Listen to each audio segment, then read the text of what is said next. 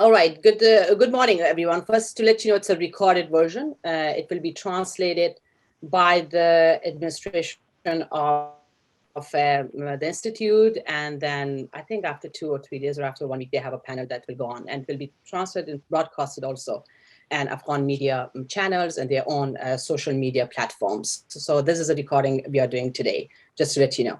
All right, that's a start. Good morning, everyone. I'm Nilofar Sakhi, Director of Policy and Diplomacy at McCormick Company and Instructor of International Relations at George Washington University. I'm moderating today's panel on Afghanistan peace process under the umbrella of Herat Security Dialogue, organized by Afghan Institute of Strategic Studies. I would like to thank the Institute management for putting together this important event that covered timely and critical issues of Afghan ongoing peace and security. I would like to also extend my very warm welcome to our distinguished panelists for joining us today. Let me tell you a little bit about the objective of this panel and the format, how we will proceed, and then introducing our panelists. So the panel has 2 objectives: identifying the criteria for successful and enduring peace process, and also assessing how Afghan peace processes meet those criteria. So the panel has to provide a theoretical and historical context to the current peace process, discuss its challenges, and at the end, certainly put forward certain recommendations and way forward. To explore all these issues, as you all know, there are bundles of a thematic issue coming under peace processes, and particularly with the Afghan peace process, with all its internal and external factors. We have with us our 4 distinguished panelists who are policy practitioners and scholars involved in peace processes, not only in Afghanistan, but around the world. So they have articles that talk and discuss the processes thematically and systematically from around the world. And they have writings and scholarships to discuss with us today. I'll invite each of them to offer their introductory remarks in light of what is happening in Afghanistan, and then I'll pose some questions, and then we will take it from there. It will be an engaging discussion. The intention is just to create a discussion at the middle of the panel, and then move it that way. I think we have Ambassador Dimester also joined. All right. Welcome, Ambassador. All right. He's still entering. All right, so let us start with our first panelist, Ms. Laurel Miller. Ms. Miller is the Director of International Crisis Group's Asia program in Washington, D.C. Prior to joining Crisis Group, Ms. Miller was a senior foreign policy expert at the RUN Corporation from 2017 to 2018, and then 2009 to 2013. Her research and analysis at RUN covered a wide range of subjects, including conflict resolution, democratization, institution building, and anti-corruption in countries throughout the world. Ms. Laurel was the Deputy and then Acting Special Representative of Afghanistan and Pakistan at the US Department of State from 2013 to mid-2017. Thank you so much, Ms. Miller, to be part of today's panel. It's an honor having you over here today. The floor is yours, please. Thanks so much. You've got a great panel here. I won't take too much time with the opening, so we have plenty of time for discussion, and I'm looking forward to listening to everyone else. I thought I would start with just a few comments about some of the, I would say, requirements that I think are needing to be recognized for how to give the Afghan peace process the maximum possible chance of success. And my comments, I'm not going to make explicit references to other experiences with peace processes around the world, but we can get into that in the discussion. But these comments are drawn from some study of and experience myself with other peace processes. So first of 3 points. The first point is I think we all know that the peace process is stalled at the moment. There are multiple reasons for why it has stalled, having to do with the perspectives of the parties on the initial issues that they've had to confront. And frankly, I think just very poor timing. The idea that talks that commenced in the middle of September, so close to the US election, were unlikely to get very far before that election, given the significant role of the US as a catalyst in that peace process, and the logical reasons why the Afghan parties would be waiting to see the outcome of a US election before taking any risk or entering into any commitments in the peace process. But another key reason, in my view, for the stalling of the process is that there is a lack of an empowered process manager, a person who can, not just a government or an institution, but an actual individual with a team who can take ideas from both sides in the talks, both the Afghan sides, and bring compromise proposals directly. And to be able to do that without having to step too carefully around the fact that the parties themselves have not committed to anyone playing that role. I think at the moment you see the United States, perhaps the government of Qatar, perhaps others, trying in informal and tentative ways to play that process management role. But I'm very hard pressed to see that being effective and sufficient without the parties themselves committing to the idea of a neutral process manager, someone who can not only themselves bring concrete ideas to the table in order to try to break log jams, but also an individual who can rally, can bring together the regional countries and others to apply pressure behind specific coordinated and concrete ideas to break the log jams in the process. The second point is that although it's at the start of peace talks, although it's fine for some period of time to just get everyone in a room and start talking, have them begin to build some relationships across the table, learn about each other's positions and perspectives, that kind of approach to peace negotiations can only take you so far, and I would say not very far. At some point, and I think that point has been reached, more clarity is needed about the structure and the plan for the negotiating process. A structure and I hesitate to use the word roadmap because that's been used in different ways by American negotiators, meaning something different than what I mean. But a process roadmap for the peace process is not likely to emerge organically from everyone sitting around the table and talking without having some neutral inputs of ideas and facilitation. And the things that are needed in order to move from these initial conversations and contacts to something that has more structural integrity to it include an agenda of what are the topics to be negotiated, a sequence for addressing those topics, and some agreed understanding on what kind of agreements the process is trying to produce. In other words, without some agreed notions on where this process is heading in practical terms, not only in terms of broad ambitions like peace and security and Islamic governance, but what kind of practical outputs you're aiming to produce out of this process, it's very unlikely you're going to produce anything at all. And that leads me to the third point, which is what are the options for the kinds of agreements and therefore the kind of structural considerations that need to be taken into account in shaping the peace process.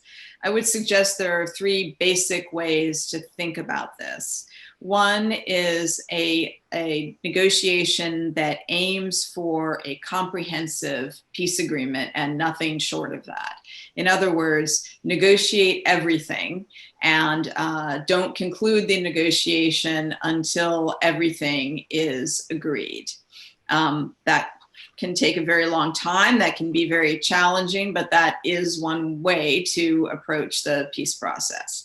The second is to negotiate a partial agreement or agreements. And this is an idea that has been floating around in recent months. The idea in general terms being to negotiate transitional governance arrangements and then let that transitional government sort out all the rest. This is more or less the Bonn 2001 approach. But I would argue very different conditions now than 2001, and we could discuss that further. The third approach, and this is the one that I would suggest is probably the most likely to be effective here and create the best chances for some success, is an incremental approach in which you build up step-by-step agreements and understandings between the parties. You start with simple points, relatively simple points of principles. You build on those principles with further principles. You, as I said, incrementally, block by block, build up towards a relatively comprehensive agreement. It doesn't mean that every final topic for negotiation has to be agreed before you can say you've done enough, but you build this up in an incremental fashion. This approach enables the parties to evolve their positions, develop their positions and their political visions as the process goes along and as the views of one side confront the views of another side. Now, I would suggest that at some point in an incremental process, there would need to be some transitional government structures that would be put in place, as is very normal in peace processes, in order to implement whatever is agreed. But I would also suggest that that kind of step not be taken until there is sufficient agreement and clarity on what is being transitioned toward. So it's not simply you wipe away the existing government and put in place an interim government, but at some much later stage, there would, as I said, as is quite normal in peace processes, even ones that proceed incrementally, you would have some transitional structures, but only when you have a fairly clear sense of what those structures are transitioning towards. Now, even if there is agreement on what of these three approaches or some variation of them is adopted, that doesn't mean that it can't be reevaluated as the process moves forward and you see what is realistic and is not realistic. But without beginning with some sense of what the process is aiming towards, it will, as I said, be very difficult not only to move forward in a practical way, but also to begin to build some degree of trust between the two sides. So I will leave it there and turn it over to the others. Thank you, Ms. Miller. Thank you very much. I'll get back to you on some of the points you highlighted during your opening remarks, which is quite in line with our theoretical and historical background that I was posing anyways. We'll go to our next panelist, Dr. Sultan Barakat. He's a founding director of the Center for Conflict and Humanitarian Studies and professor in politics and post-war recovery studies at the University of York. Previously, he served as Director of Research at the Brookings Doha Center. Dr. Barakat has published widely. His most recent book is Understanding Influence, the Use of State Building, Research and Public Policy, which was published in 2014. I hope I'm doing justice with your introduction, Dr. Barakat. The floor is yours. Right, thank you very much, and thank you for inviting me to be part of this panel. I would like to start by welcoming everyone on the panel. I think we know each other, and very good to see you all again. You've asked me earlier to address the issue of neutrality in terms of mediation. Do you want me to continue with that, or? Yeah, sure. That was my, yeah. Okay. Yeah. Well, if you allow me with my 10 minutes, I'll do two things. One is to address this question that you put to me earlier, but also I'd like to pick up on some of what Laurel said, because I think she's really framed it theoretically and in terms of what's going on at the moment in an excellent way. To start with, I think there are two types of mediators: those with influence on the subject matter, and they are the ones that sometimes are labeled as biased or powerful or whatever, and those who have less degree of direct influence on the conflict, and they are the ones who are likely to be more impartial.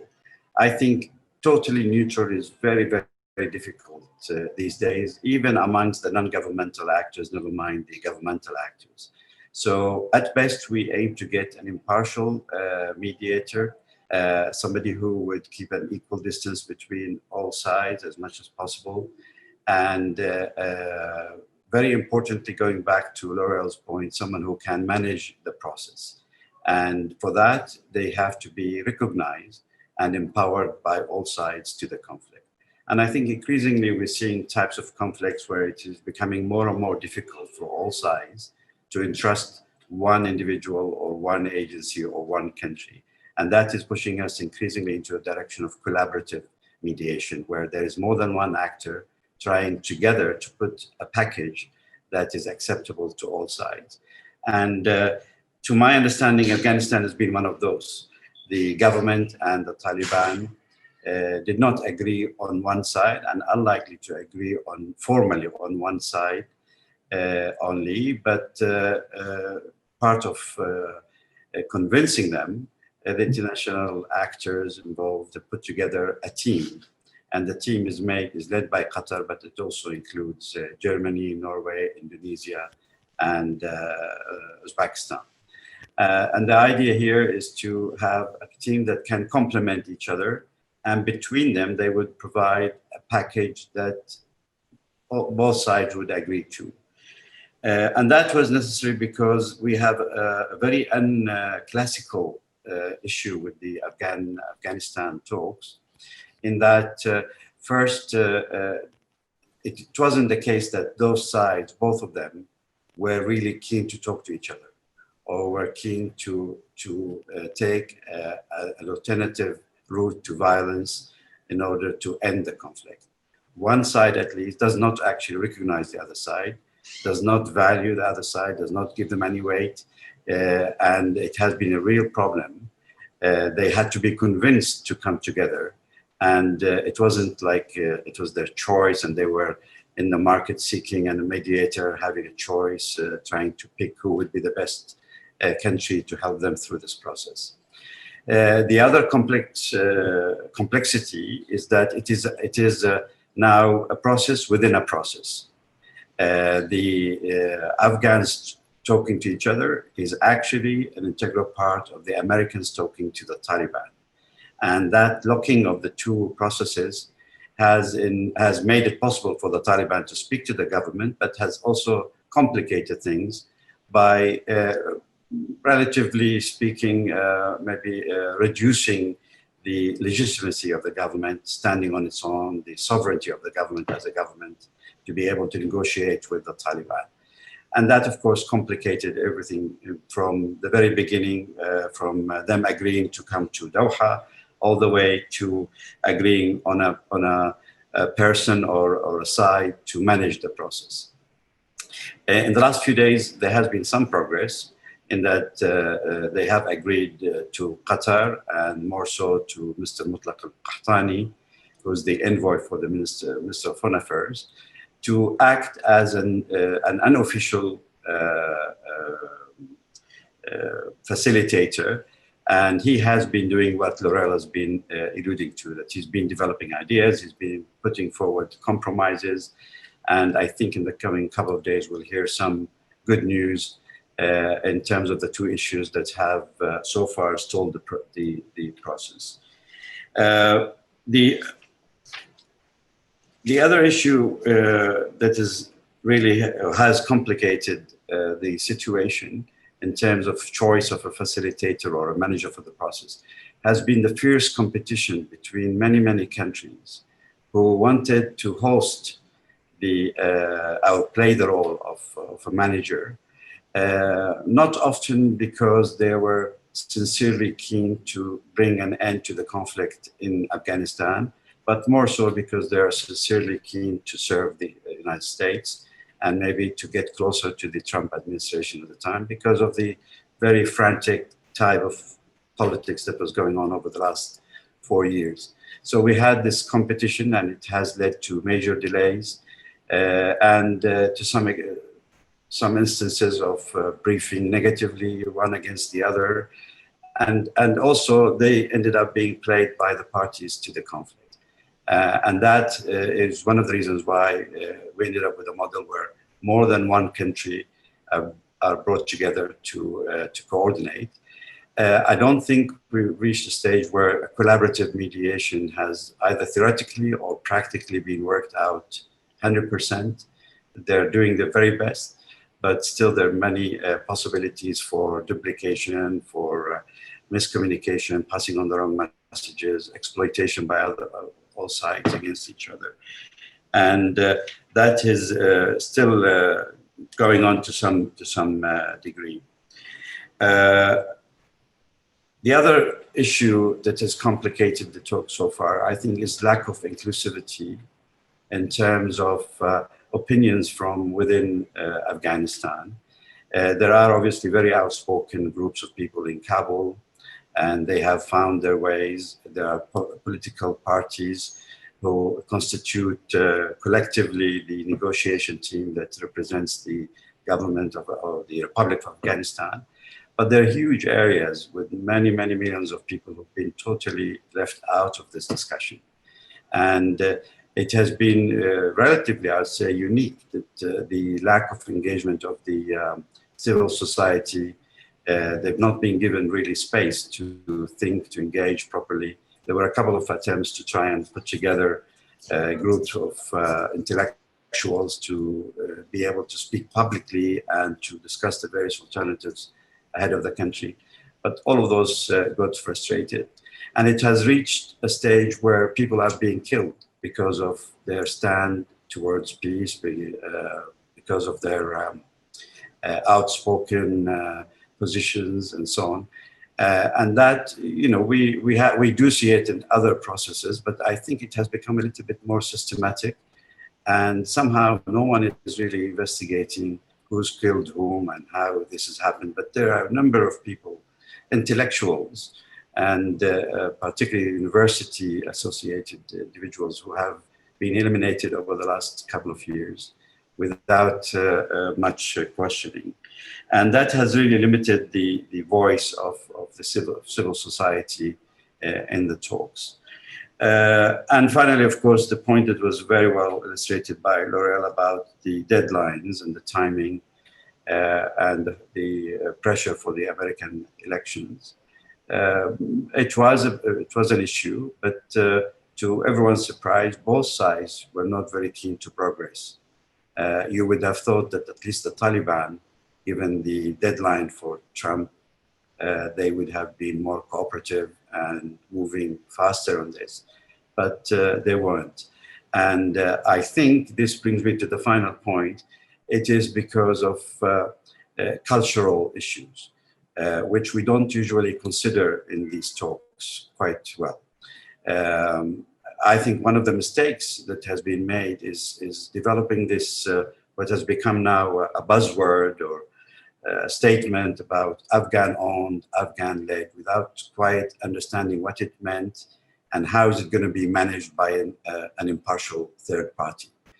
This Afghan-owned, Afghan-led is what led us to the beginning of the talks on the 12th of September here in Doha. And they spend almost 50 plus days without much progress. I think it should have been made very clear that having a third impartial party helping two sides negotiate should not infringe on the ownership of the process. It's, if anything, if it's a skillful third party, they could encourage and strengthen the ownership of the two sides. But I think it has to do with the history of the country and the fact that they feel there's not been a day without attempts to interfere in their politics from either within the region or internationally, that they've taken this slogan and ran after it. And the end of it, I think we ended up with two sides in the room. One side does not recognize and does not show sufficient even respect to the other side.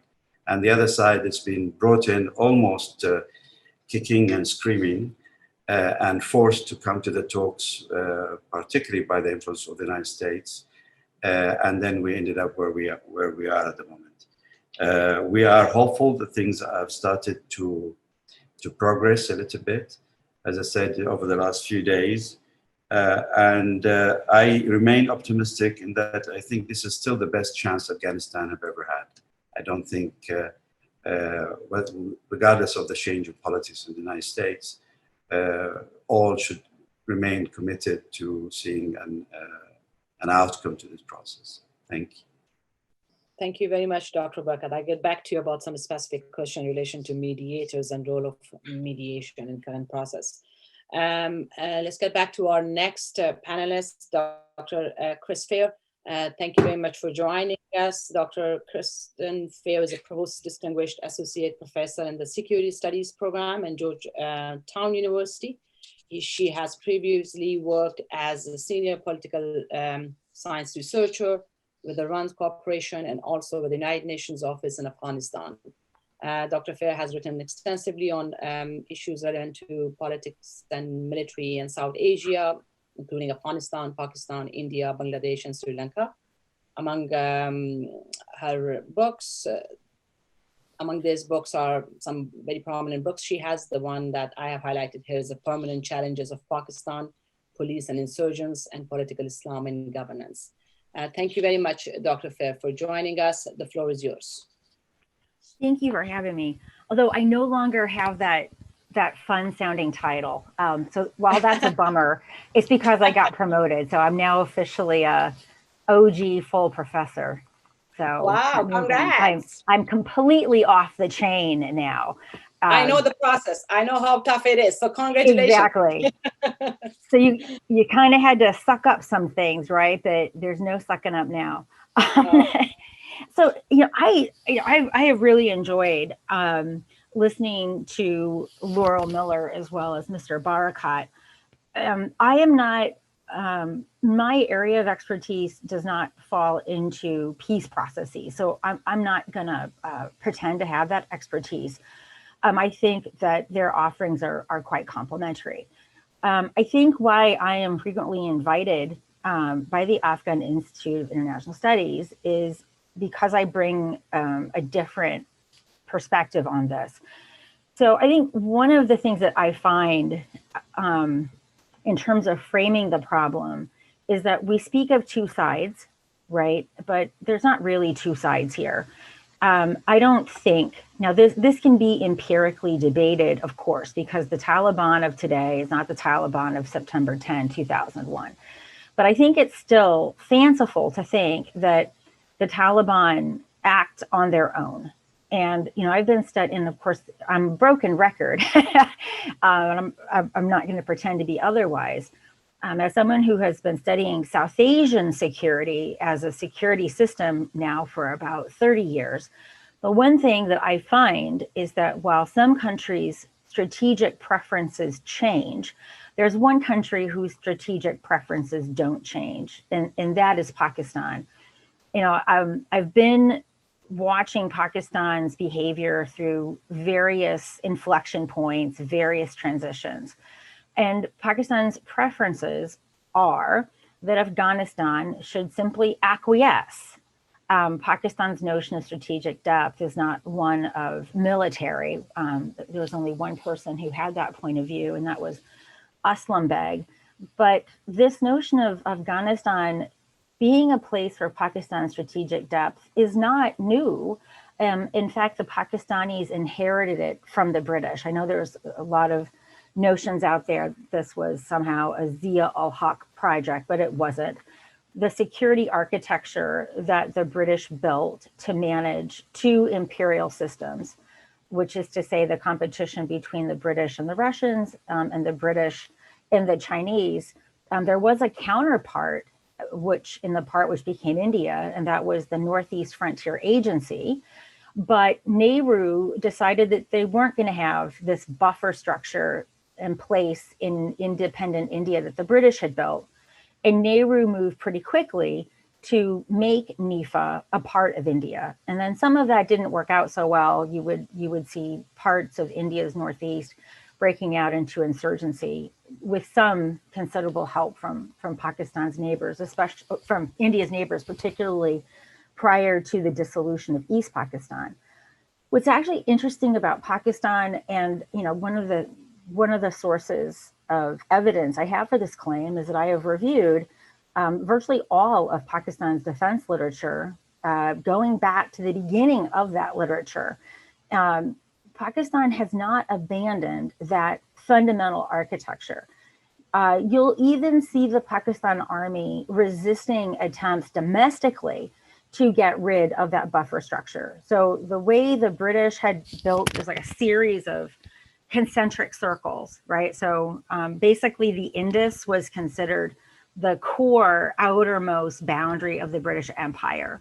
And that was to be defended at all cost. Then you had the next buffer was essentially the Northwest Frontier Province, a name which Pakistan kept until quite recently. And then you had the federally administered tribal areas and parts of Balochistan, which also were governed by the frontier crimes regulation. And then you had Afghanistan. And then, of course, the Amu Darya was the limit beyond which the sphere of official Russian influence began, right? And just as the British moved back and forth between a close border policy and a forward policy, the Pakistanis have done the same thing. And so the thing that just concerns me is that we like to, I think part of this is for analytical and bureaucratic simplicity. But the reason why the United States has been able to, has been, there's just no nice way of putting it. It's not any administration's fault. It has been a systematic problem with how the United States has approached Afghanistan, is that it has never really had a consistent understanding of Pakistani behavior that aligns with reality. And I think part of the enduring challenge here is that Pakistan has developed a very effective way of using nuclear coercion to get away with things that we don't tolerate from any other country. You know, empirically, to say that the IGRC is a terrorist organization, but the ISI isn't, it's a bit of a stretch. To say that Iran is our number one nemesis because it supports terrorism and aims to be a nuclear proliferator. I mean, I can't even say that, you know, without derision in my voice. Yet we insist upon forcing Pakistan into a role that's completely inappropriate. And we've never even attempted to apply a measure of coercion to Pakistan that we've applied to Iran. And I think part of the reason for that is that there's a lot of folks who don't understand the history of sanctions with Pakistan. Many people think that we began the sanctions with the Pressler Amendment, and then Pakistan tested, and therefore the Pressler Amendment didn't work. That history is flawed. actually President Carter actually did sanction Pakistan for progress in nuclear proliferation in April of 1979. Really bad timing. And that was because the United States really didn't appreciate what was happening in Afghanistan with the Russians, didn't actually care because Carter was very obsessed with Pakistan's nuclear proliferation. And there was that whole issue that was happening in Iran.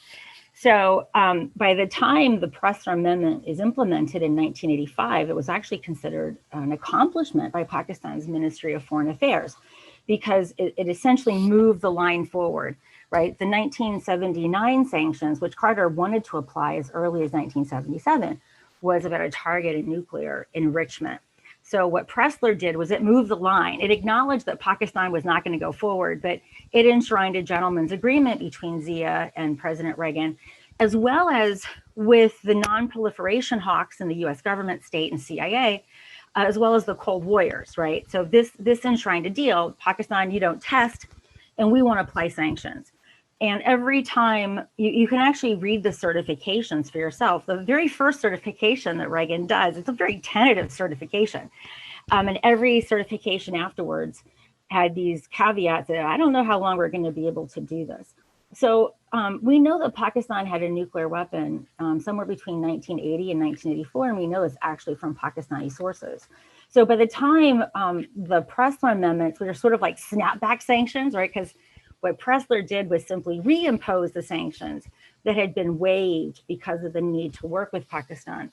So we'll never know the experiment, right? If we had maintained the fairly firm sanctions that Carter had envisioned for Pakistan, whether we would have been able to deter Pakistan. But what we do know is that by the time the sanctions were snapped in place in 1990, Pakistan had a crude nuclear weapon. So when I hear people say, well, we sanctioned Pakistan and it didn't work, I'm like, well, you don't understand those sanctions.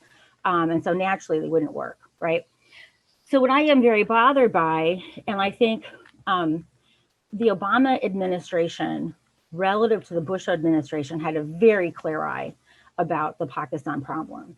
I remember having dinner very early on with President-elect, then Vice President Biden. Yeah. Dr. Yeah. I'll just, I'm really sorry. Yeah, your time for the. Oh, sorry. Yeah. So I'll just leave it as there. It's not really a two-party problem, right? There's Pakistan is the hyena circling the carcass. I apologize for that. I'm sorry. That's okay. I'll get back to you about the role of Pakistan, and then it's going to fix very well into the spoiler discussion that I want to bring at some point. We're already ahead of our time right now. So let's start with our next. Thank you so much, Dr. Fair. With our next panelist, we have Ambassador Staffan de Mistura. Ambassador de Mistura is Associate Professor at Science Paris School of International Affairs, and he is a distinguished senior visiting fellow at the Jackson Institute for Global Affairs at Yale University. Ambassador de Mistura is former UN representative.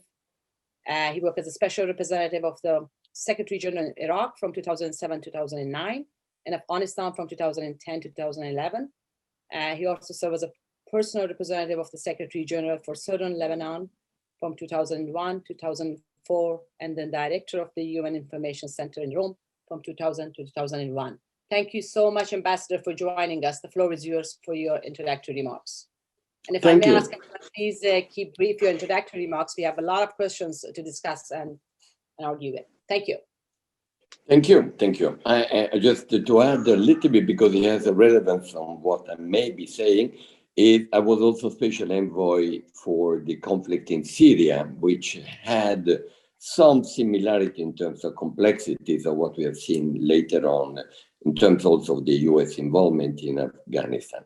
So I must say, I find all the comments that I heard so far relevant. So I will just add, as usual, some little additional points. So let's start with the gorilla in the room, so to speak. And the gorilla in the room is the news we heard the other day. There is a new US administration coming in, okay? Biden and Harris. I don't want to tell you how happy I am, but I am actually, so I will tell you that. And based on that, let's see what can be the impact on the Afghan talks. First point, the whole thing, if I'm wrong, please correct me, because I've not been engaged like some of you in the Doha discussions, was driven by one single pressure point. President Trump wanted a very effective and very gifted diplomat, Khalilzad, to deliver and to get the prize eventually later on. And the delivery was, you are going to get us out before the end of the year, and I want to declare that before the 3rd of November, a little bit like with the vaccinations. And that sense of urgency, of dramatic urgency, has driven the whole process artificially. And that's not healthy. The second point is that by driving it, you then cut the corners. And to cut the corners, you say, okay, listen, privately, I will tell, publicly, I would say, of course, it must be an inclusive peace and Afghan-led, Afghan-owned. By the way, it's the same formula we use in Syria, and it's being used elsewhere. It's becoming a mantra, as you know. But between us, I just want the hell out of here, okay? And the only condition I'm asking you is to not link up with the Al-Qaeda, because that is what triggered the whole issue. In other words, 9/11. And that is what we want to present. The Taliban know that and felt that. And in a way have been, according to some analysis, basically just gaining time by doing what we call in international negotiation, gesticulation. You gesticulate.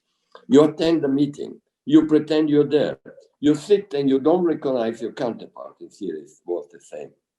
I don't really recognize you, but since I need to gesticulate until the exit strategy is taking place, and we will then gradually take over the power by reminding everyone that we have a military solution, and we don't believe in a real political solution, but we won't tell you that, then that's where we are.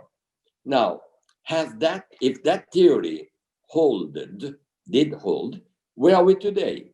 Well, my hope and belief, I want to believe, is that that element of urgency, by just chronological reasons, is over. There is no hurry up anymore before the end of the year, neither before the elections. So the pressure on the Taliban, on the fact that all this may become incremental, may become condition related, may help or not, we have to debate that, a genuine discussion, not a gesticulation in Doha, waiting for the right time to then hope that the Americans and therefore all the Europeans live in. Next point.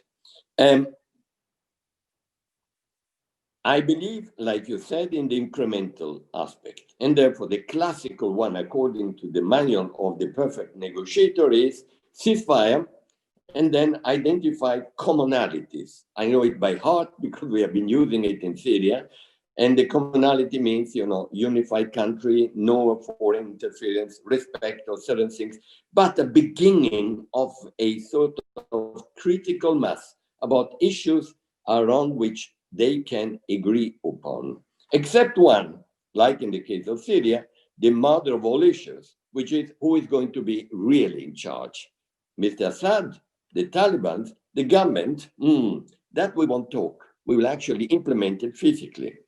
And and that's why I understand why the government and others are being very suspicious, is that in fact that will lead to a negotiation where they will ask for ministries and do a little bit like the communists did in Hungary after the Second World War, take over 2 or 3 ministries and then take over basically the country by having a certain type of military approach.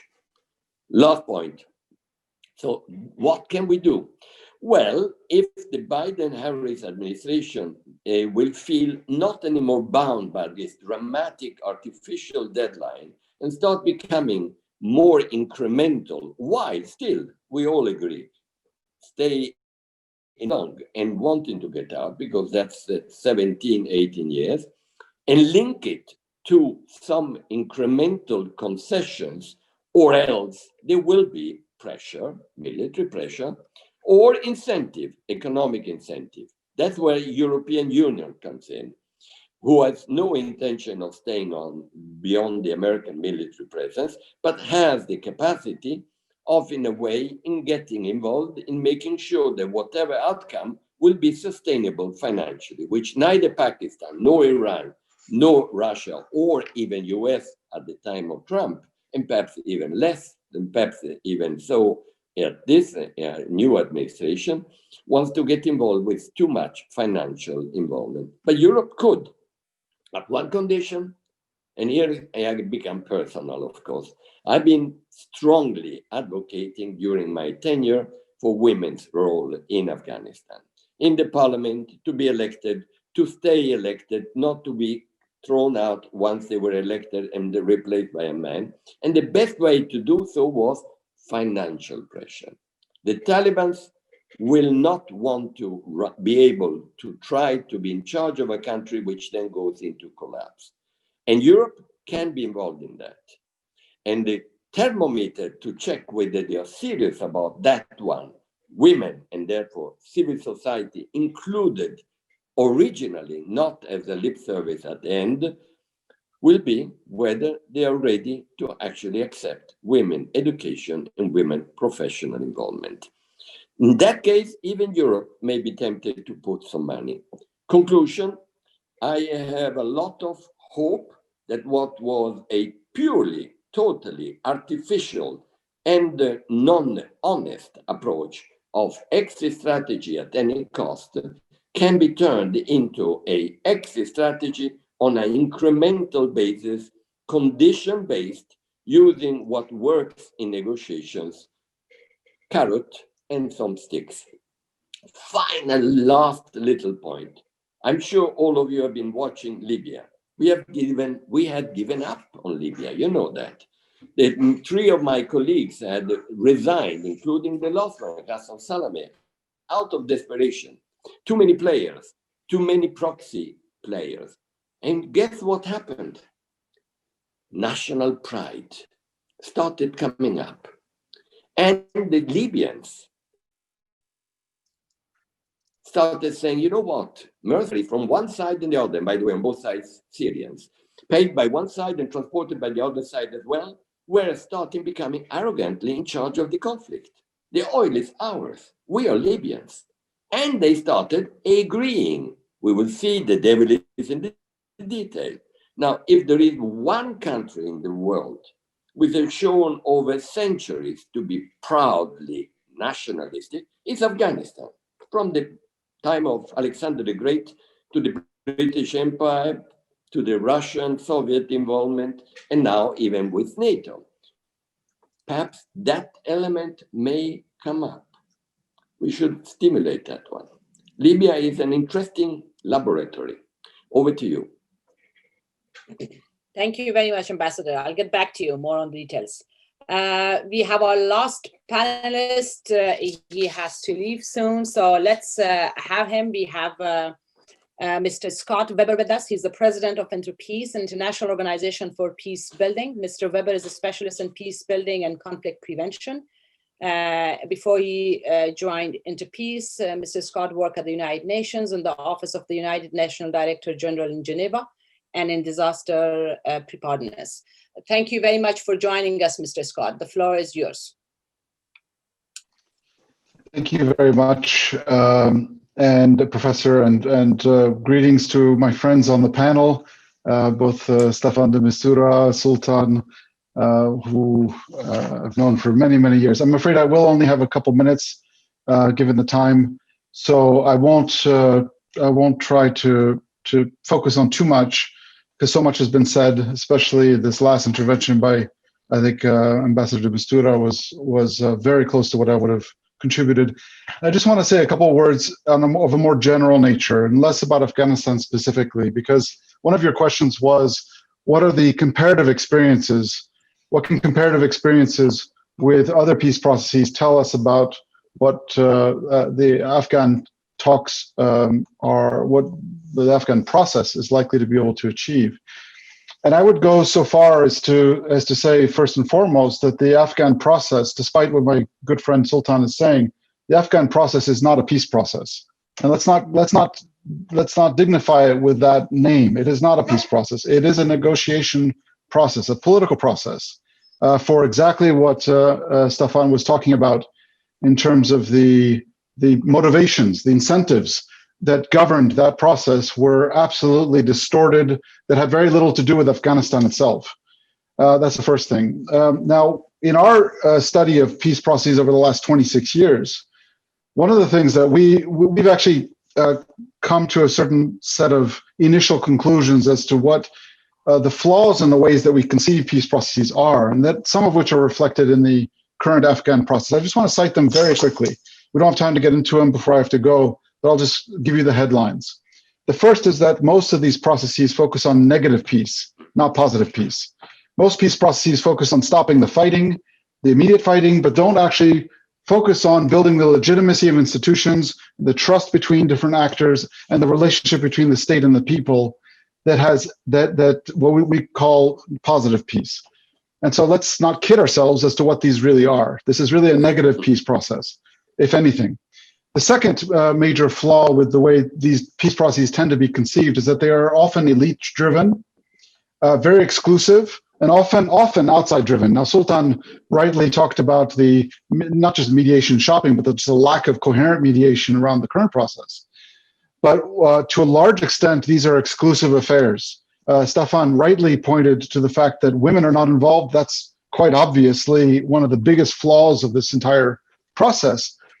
But it's also that it doesn't even include the elite of Afghanistan. It's just a cross-section, a very specific cross-section. And especially it reinforces what we call in French, la prime à la violence, that the bigger the seat you get is based on how violent you can be. And just the fact that some of the major constituencies of Afghanistan don't carry weapons doesn't mean they shouldn't be at the table, if there is a table. Then there's the third problem with most peace processes, is that we conflate a mediation process with a peace process, is that we focus so much on getting people to a table and trying to make that table as inclusive as possible, and it sucks the oxygen out of the room for the very many things that need to happen in society to give peace an actual chance of working. And so when we focus so much of the affair on the mediation table, we actually have the wrong framework. We think about these as a 6 to 12 month process rather than as properly a 10-year process. So that's the third problem. The fourth problem is that most peace agreements aren't implemented. 35% aren't implemented at all. And of the rest, about half of the 65% that are left are barely implemented in any way. So we are really talking about putting a lot of effort into these agreements and then they don't get implemented. One reason for that is that the people who actually sign the agreement are that those who often come to power after an agreement is signed didn't sign it themselves. They feel no adherence to it. In the case of the Afghan process, the Americans are planning to leave town to a large extent. So they're not going to be a key player in the actual maintenance of whatever gets agreed afterwards. It was for, as Stefan said, completely different reasons that was being conducted.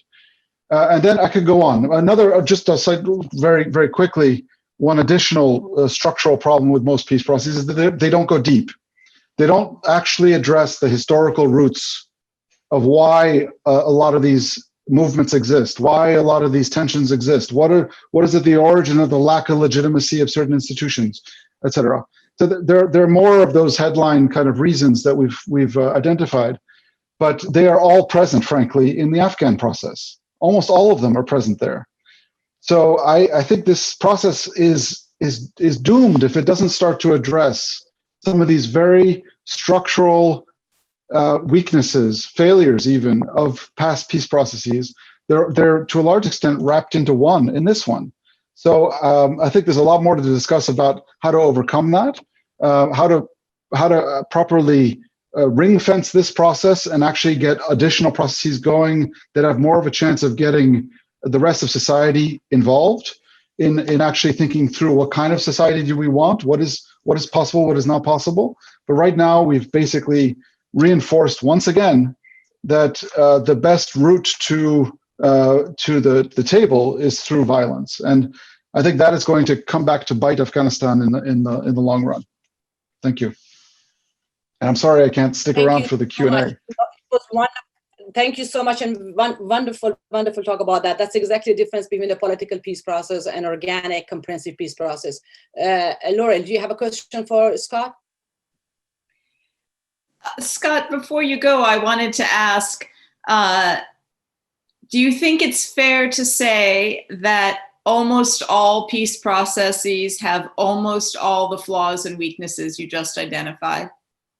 I mean, how many examples can you think of peace processes that don't have most of those weaknesses that you just identified? Right. Thank you for that.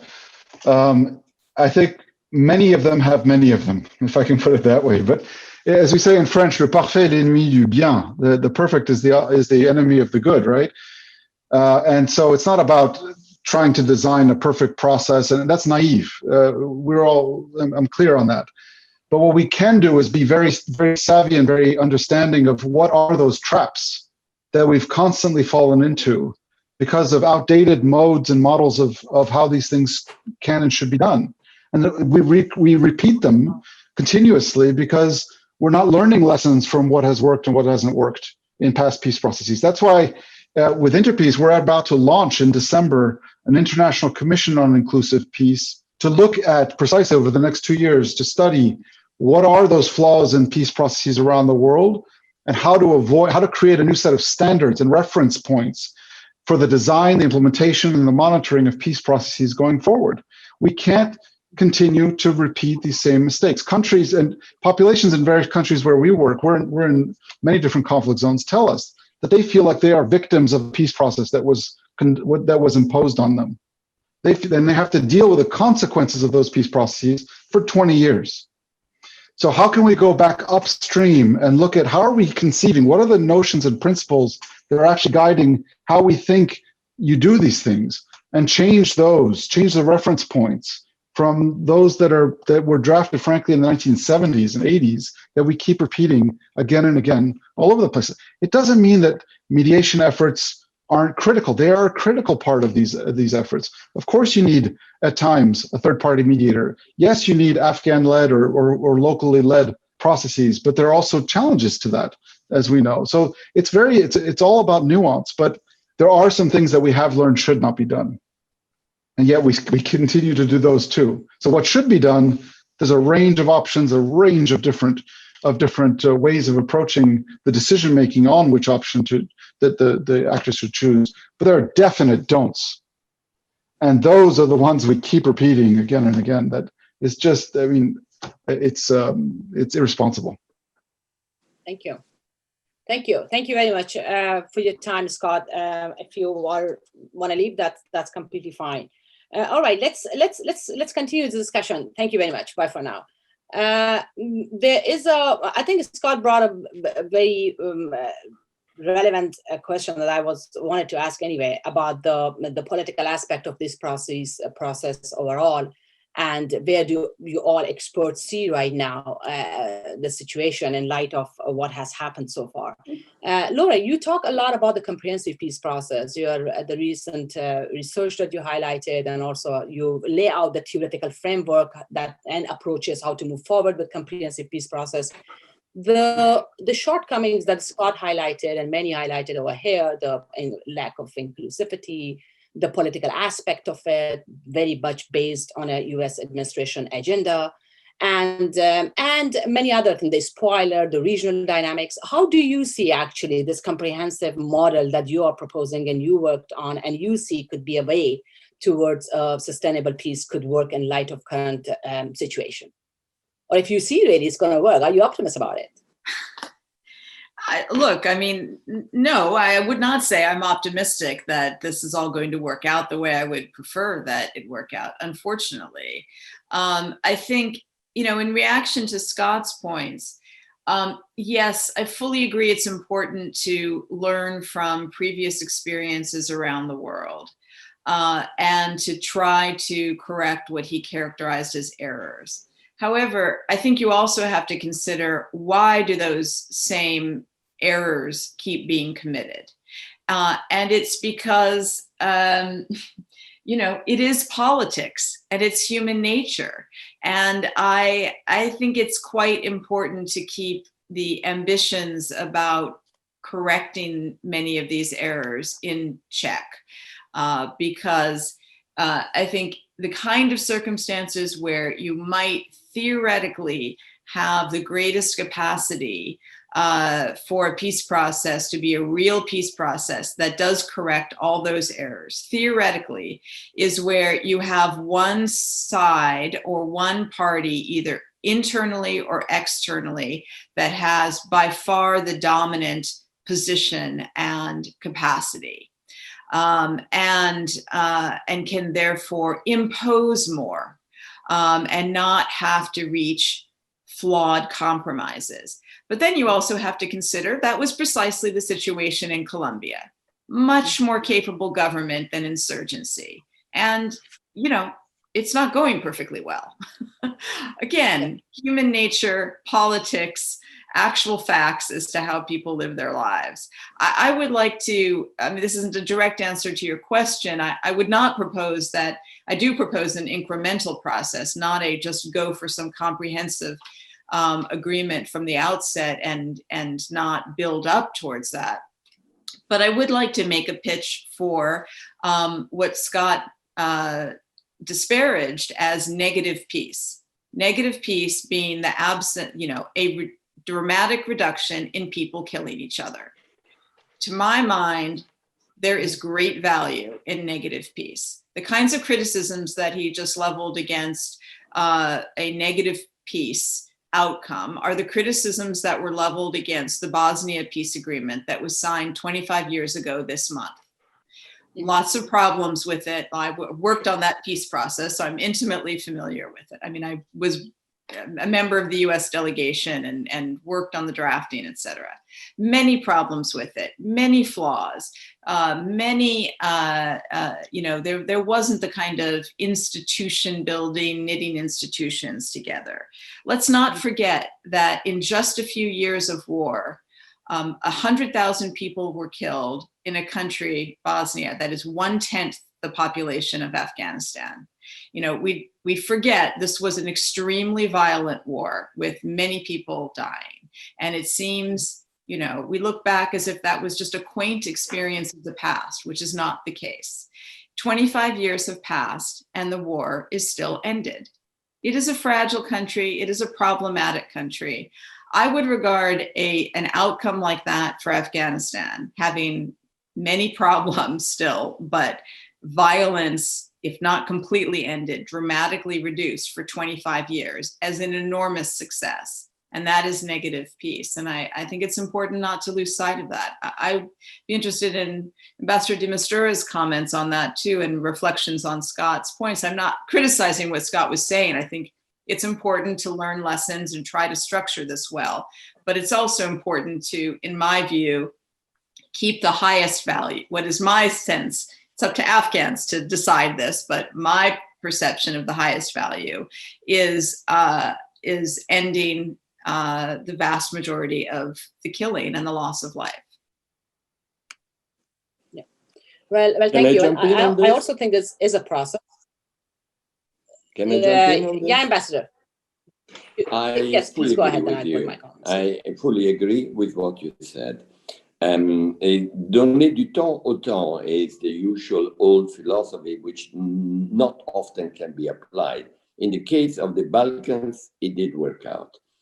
The people who were in charge of that conflict died or became so old and got out of the way. And at the moment, there is no perfect peace, but there is also a cold peace. And I agree, this is by far better than what I've been seeing in Afghanistan and in Syria and elsewhere. If that is reachable, then of course the paradise would be a sustainable, credible, sustainable situation of stability and peace. But you can't always get it. So I completely agree with your line. If we can get that in Afghanistan, one condition doesn't become the entry point through the window of an Hungarian takeover by the Soviets, so to speak. In other words, the Taliban pretending that they will not fight for a week or a month, and then suddenly take over the Ministry of Defense, the city of Kabul, and then they take the Ministry of Culture, and we are over. That would not be a good outcome, if nothing else, because there will be a new civil war, because people will not accept it. But I agree. But there is also another point that why there's a confusion about the notion of whether it's a peace process or not. So there's a lot of general sentiments in Afghanistan that let's call it the political process. I mean, peace process, as Laurel, you mentioned, should be comprehensive. It should have top approach. And as Ambassador you mentioned, Scott mentioned that the bottom-top approach hasn't been really mobilized so far. There's lack of inclusivity. There are all other local elements attached to this process, which doesn't make it a real organic peacemaking process. So let's name it really a political process, political settlement process, rather than a peace process, because by general concept, it doesn't look like. And as some of you highlighted also, the Afghan-owned aspect of it. So when others are mediating and when others are part of its resolution and settling actually a political structure for future, so why to name it an Afghan-led peace process? So that's why there's a lot of argument inside about there are two camps who are arguing whether it's a peace process. Let's not name it peace process overall. It's a political process and keep it there. Dr. Barakat, what do you think? You mentioned the Afghan-led stuff, and you also brought the issue of mediator and neutral mediator. And what are your take on this, particularly the political nature of peace process and this organic peacemaking process that some of you highlighted there? Usually it is us academics who confuse things by taking up these concepts and arguing whether it is or it isn't. So maybe I will try and clarify it by emphasizing one aspect, and that is the context that you're speaking about. I don't think Afghanistan is similar to Bosnia or other contexts where a lot of the literature on peace processes has developed over the years. The situation we work with here, if you take it from the eyes of the parties to the conflict, the Taliban see themselves as having been a government in place. They were unseated by a foreign element, the United States and the allies, who came in for a reason that they did not appreciate and did not understand, and they deny having had a role in it, the 9/11 exercise. So the United States did not come to Afghanistan in order to make peace between the Taliban and the Northern Alliance, or in order to consolidate peaceful existence in Afghanistan. Its motivation was very clear about its own security agenda. So what peace process are we talking about? Are we talking about peace process between the United States and the Afghans? Are we talking about reconciling between the United States and the Afghans, and maybe the United States compensating and trying to rebuild Afghanistan as a result of what one side sees as a major mistake? Now, until now, and I hope it remains the case, we haven't had neighbors turning guns against neighbors in Afghanistan. We haven't had villages attacking villages, civilians attacking civilians, killing, raping, robbing their homes, and so on. It has been relatively organized and limited. The use of violence has been organized through the movement of the Taliban and the various alliances that have been created. And as such, it is very important that they engage in a negotiation that sees them reaching a way to share power in the country today, and not. We should not really. I don't think we should approach it from a comprehensive peace process modality, because we will get lost in the details. That should have happened in 2001, 2002, when the international community was in control of the situation. They had the resources.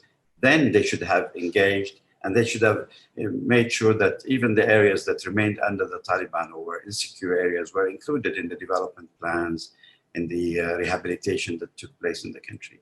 That unfortunately did not happen. So this is why we now have two tiers of country at two different speeds of development, education, health investment, etc., which has made grievances deeper.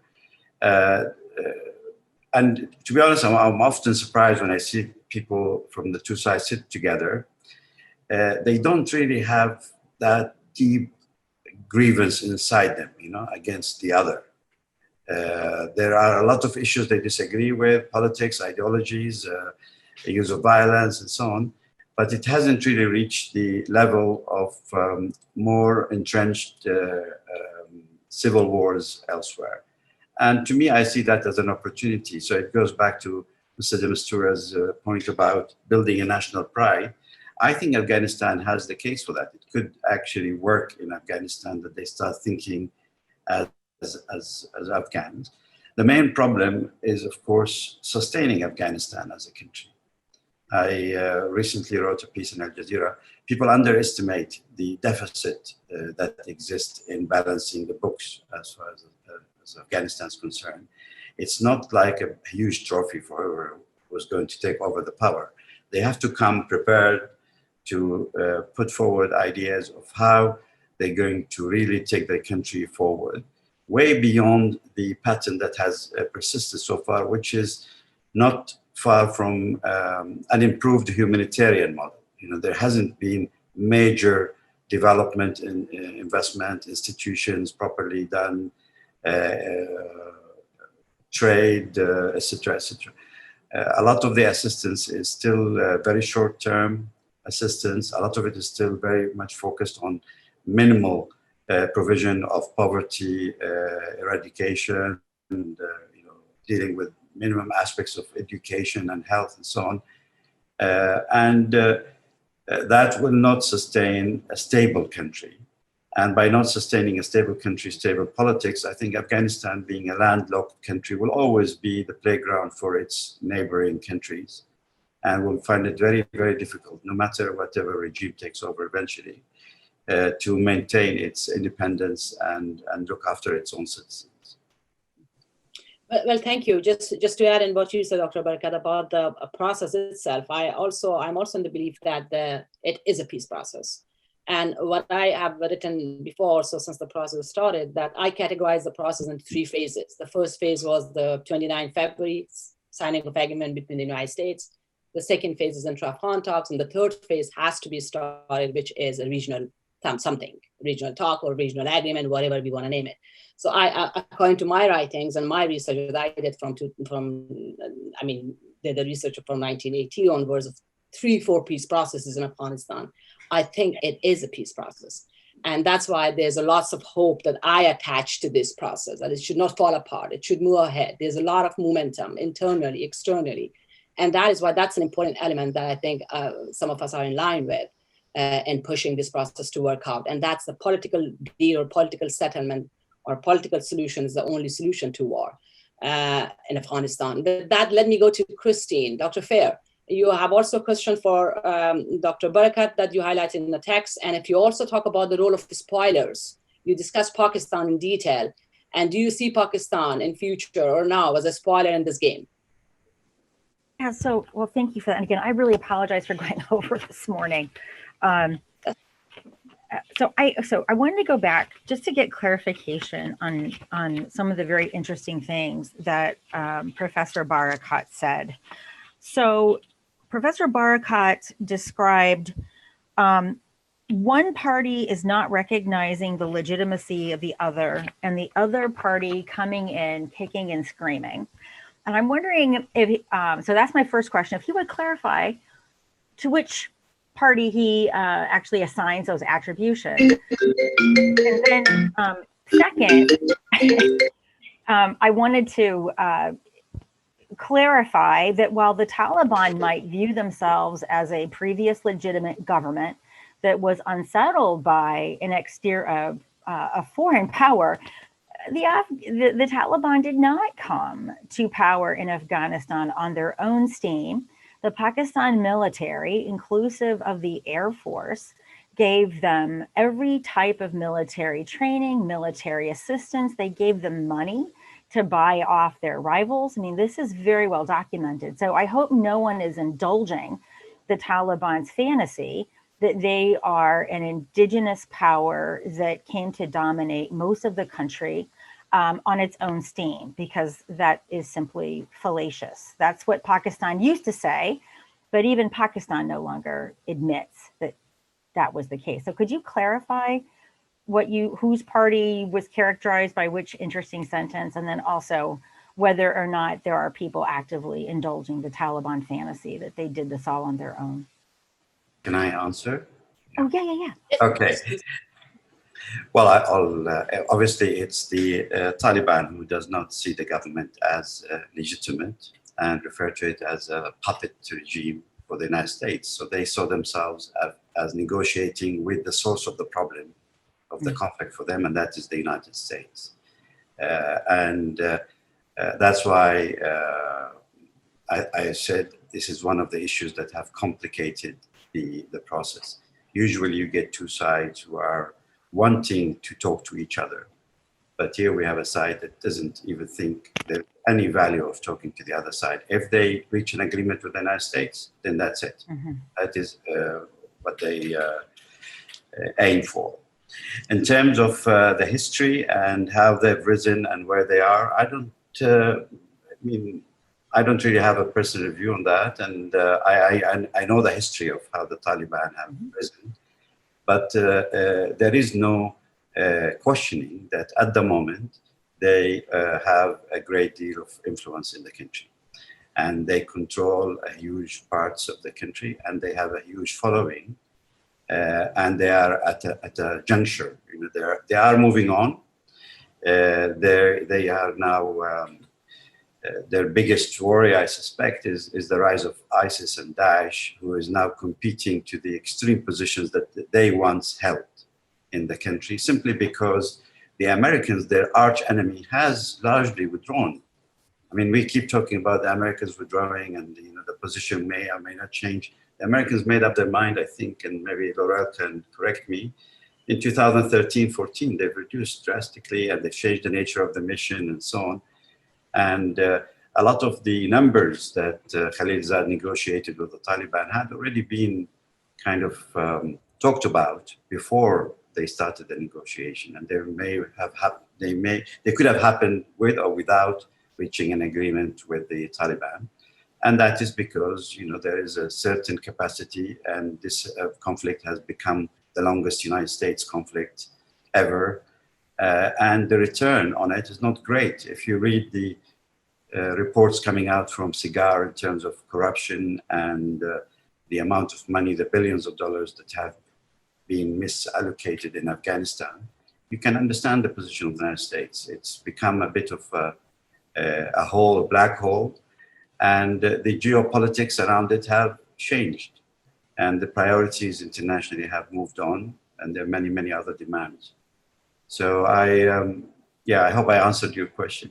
Oh no, thank you. I hope you didn't take my questions adversely. I was just wanting you to clarify, because I know this is all right. Being in Doha, I have been at the receiving end of a lot of. No. I actually found your comments was really interesting. I just wanted to clarify, because you and I have never met. I'm really interested. We did meet, but I'll remind you later. Oh, in Herat? Oh, okay. All right. I have menopause brain. I'm going to own it. But so did you still want me to speak a little bit about the spoiler issue? Yes. Your last closing point, and I'll go for that. So I mean, I'll be brief on this. I mean, I think the Pakistani spoiler is very obvious. It's historically durable. What it might be doing tactically right now is simply trying to delegitimize the Afghan government. But this is merely a stepping stone to what Pakistan wants, right? Which is a situation that it has control, and it can do that when the U.S. is gone. And I think one of the other problems with President Trump is that he has created a regional situation.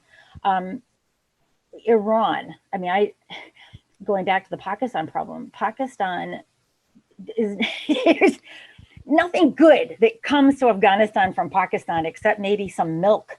Afghanistan needs to have an independent economic trade route so that Pakistan cannot use access to Karachi as leverage. And Chabahar and even Bandar Abbas is a really important economic link for Afghanistan.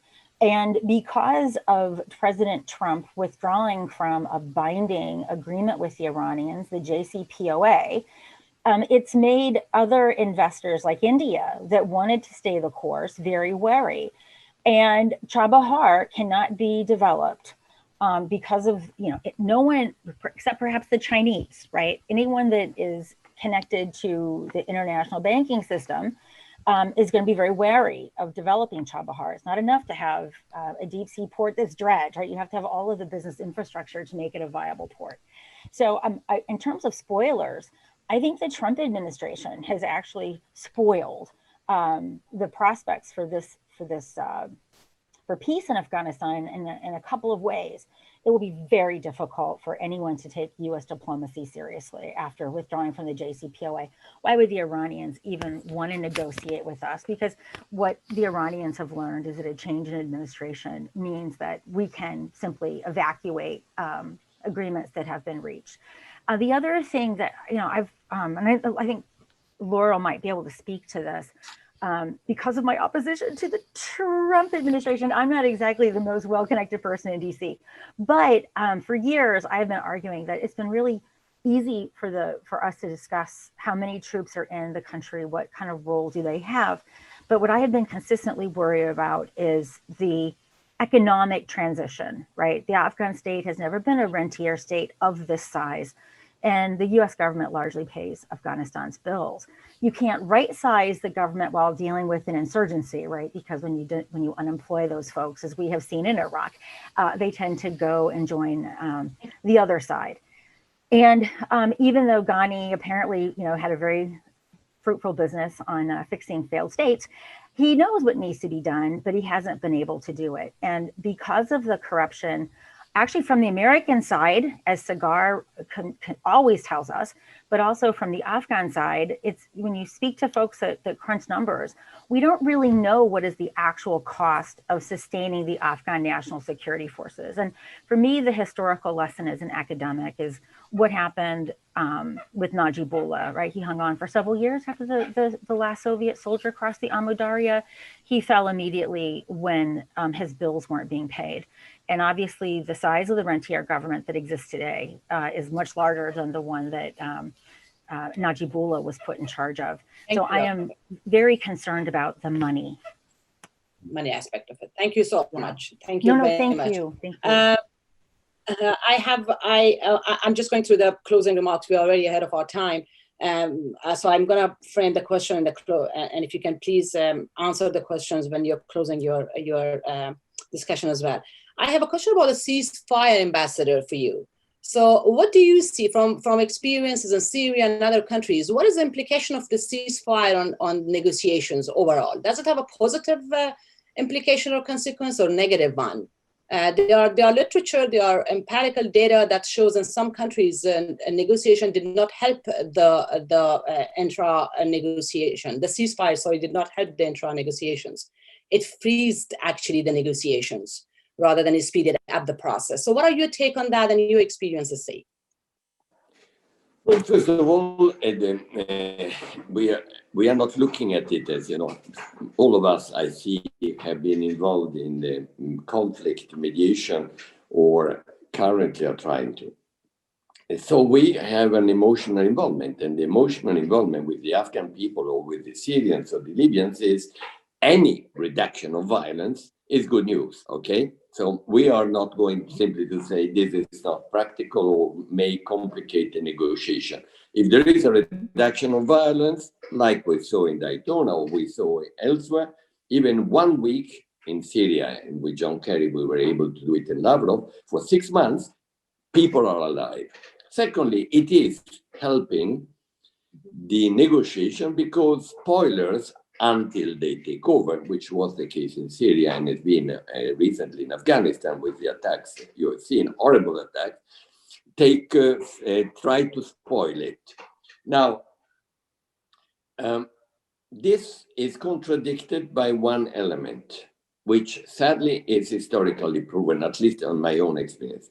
Every time that you are actually trying to reach the climbing of the mountain in other words, the peace negotiation, the more you're getting close to it, the more likely either a spoiler or one of the two sides will try to actually accelerate the violence in order to be in a better position from a negotiating position, which is exactly what the Taliban or whoever around them have been doing these horrific attacks. Message was, we are dealing with the Americans. We want them out.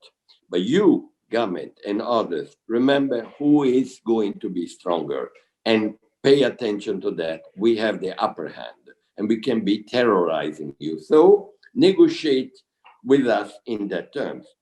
That type of aspect is often the case and is part of what we call hot negotiations. That's why you need a country or a major player. In this case, I would argue for the US, frankly, because Pakistan would not be a good player on that. And then for a major player like the US, who has and consistently still has a vested interest in getting out, to actually use its own military pressure, look what happened in Daytona on the so-called cold peace, was a military reminder to everyone, particularly one side, don't play too much on it, sit down and let's go incrementally. Last little comment, if I may, on a personal basis. I was involved in Afghanistan, Iraq, and Syria. And there was one element that occurred to me when I was on the 4 years mission on Syria. What's wrong here? Why is it getting so complicated more than elsewhere? And it just occurred to me, was the lack of US engagement. It may be positive or negative, maybe pushing for exit, like it was the case in Iraq when President Bush Jr. decided to actually start getting out. It was the case in Afghanistan when they started saying good enough approach. But there was energy, and that energy helps the negotiator to counterbalance the actual pressure from the other side. That energy in the case of Afghanistan recently was not a good one, was just, I want to get the hell out of here. If we get that one back with some type of constructive pressure, we may get the Taliban to think twice before shortcuts. And we may think the Afghans to actually start having what I was hoping, a Libyan type of pride and saying, thank you, all of you. We are going to find our Afghan imperfect but sustainable, gradual, incremental Afghan solution. No Pakistanis, no Iranians, no Russians, no Americans. We are proud. We will get there, including we Talibans, quote unquote, by accepting some real reality, which is to become much more inclusive and not just a bunch of dogmatic, burqa-oriented people. Thank you very much, Mr. Ambassador. It takes me to my final points for Dr. Barakat about the role of mediator. There's in literature that's called biased mediation or biased mediator. Can US play a role of biased mediator in the process? Why I'm bringing this topic, because usually throughout the different case studies, it shows that biased mediators have more credibility with antagonists and can sell a difficult deal more readily. Quote, for example, Kenya role in Mozambique. So, but there's certain other case studies and example that we have. Do you think, because there is a need for mediators, so why not US, but under different framework, but US being involved, certainly US have interest and agenda there. So can we bring it under a biased mediator, Dr. Barakat? Or is there any possibility for that? I think the only constructive bias is bias towards peace. That if there is a third party to whom it is in their interest to have a peaceful neighboring country, and that was, of course, the case in a number of times in the history of Afghanistan, where it was more for stability when we talked about pipelines and Afghanistan as a connecting point and so on. People will work harder for that. but biased in terms of hidden agendas and wanting to influence a certain outcome. I think obviously it is not very constructive. And as I said at the beginning, at best, we hope to get people who are impartial to either side to act as the main mediator. What is interesting about the United States, of course, it has the leverage, and it has leverage on the government of Afghanistan, and it has used it to bring them to the table. And most recently, when they pressurized them to exchange prisoners in accordance with their agreement with the Taliban, they've used the leverage of aid. They've cut $1 billion of their budget on a very short notice. And they can use it with the government, but they cannot use it with the Taliban. They have tried to hit them, to kill them. They use the most advanced weapons, technology, but the price to the US is remained much higher. You know, one US soldier is seen as equivalent of 1,000 Taliban fighters in terms of real loss to the system. So I think the ideal situation, and this is where we're hoping what has been agreed now, is having this group of nations working together collaboratively. I think they need to sit and clarify what does it actually mean and what each of them can bring to the table. But conceptually, when it was thought through, the idea was Germany has the ear of the government. They have the trust of the government. They are the largest investor after the US and the EU. They have the largest military presence after the US and almost equivalent to the UK and so on. So they can talk to the government. Qatar, as the nation where the political office is placed, they have over the years developed an ability to communicate with the Taliban. They listen to them carefully. They take their advice occasionally and so on. So Qatar can do that. Uzbekistan, with its links to the Northern Alliance, could diffuse certain intra-Afghan issues and help bring some groups to the table.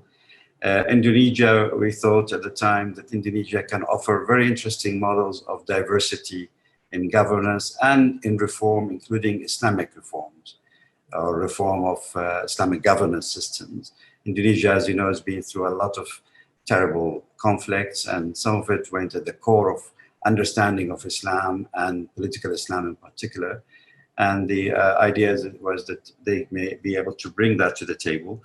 And of course, Norway, who may not be as close to the government as Germany, but have a large portfolio of technical ability and knowledge in mediation. And the idea was that these five working together would hopefully win the situation. The US, of course, as long as, if they are able to move, and I hope with Biden's government coming in, they will move away from the focus on the time limit and the deadlines that they set for themselves to do with elections and so on. They can be extremely helpful because of the position, global position, their position on the Security Council. A lot of these discussions, like the agreement they've had in February, has been tabled to the Security Council. The US will always be the US. It's a huge actor in the region, and having them on the right side of wanting to reach an end to the conflict would obviously be of a great advantage to Afghanistan. Thank you so much, Dr. Barakat. We are coming to our last panelist, Ms. Miller.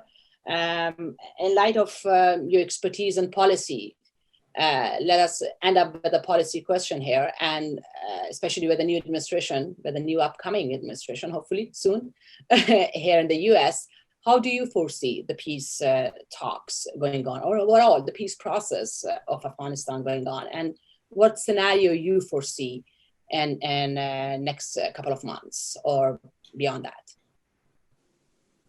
So I think, any of us can only guess at what the Biden administration's approach will be, because of course they won't have at this stage determined that themselves. We have some limited clues from things that President-elect Biden said during the campaign and from his known positions before that, but it's fairly limited. Foreign policy, and Afghanistan specifically, was not a significant part of the campaign period here in the United States.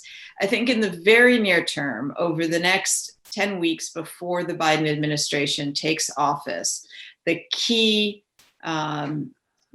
issue, the key need is to keep the peace talks, the political process, whatever you want to call it, the process in Doha, to keep it on life support, to prevent it from collapsing altogether, so that there is some pieces to pick up come the end of January.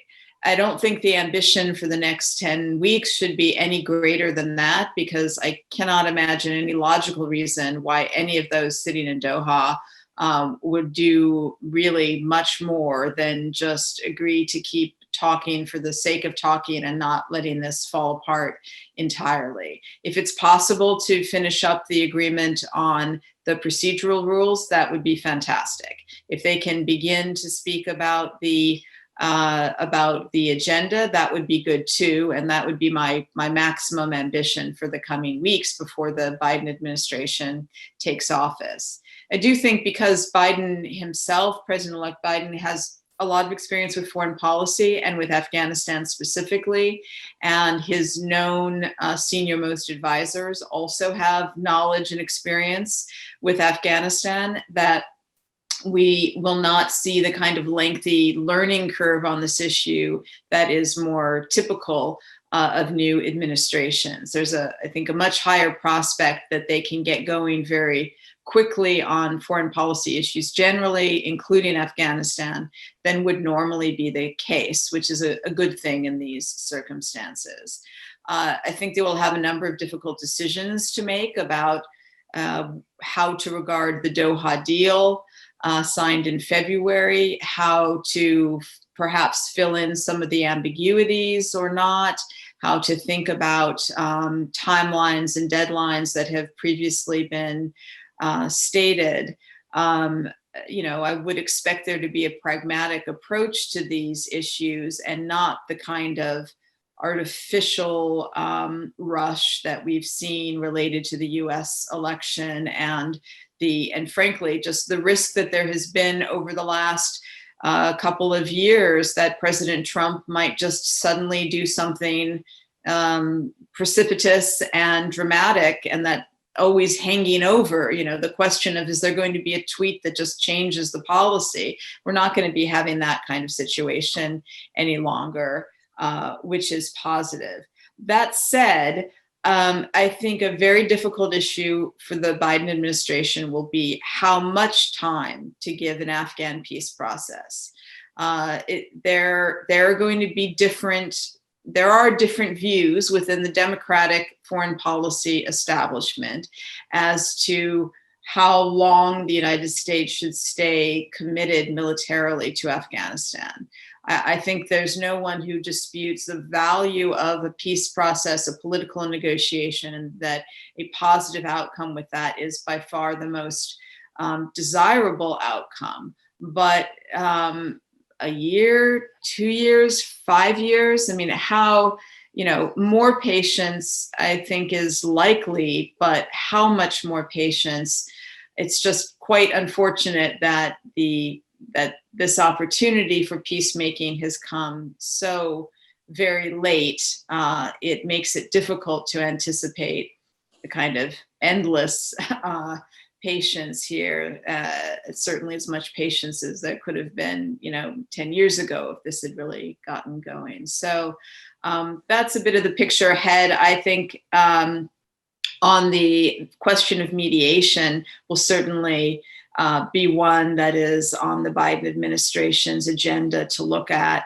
I appreciate how Sultan laid out what the rationale is for the different participants in the group of mediators, and I think there is a potentially valuable role for each of those governments. I am myself skeptical of the idea of mediation by committee.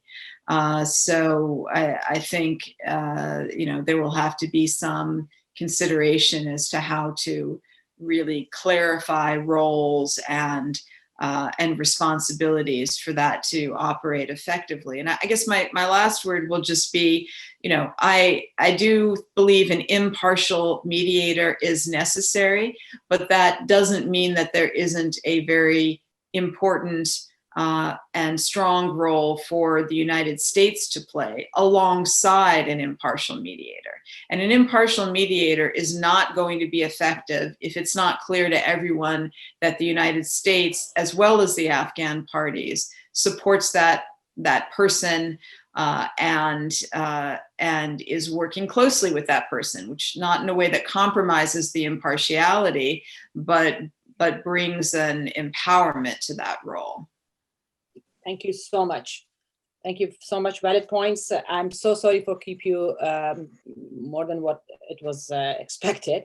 Anyways, I'm going to end this. There are a few points I highlighted as a takeaway that have been discussed throughout all the discussion. There should be no rush, no artificial rush toward the process.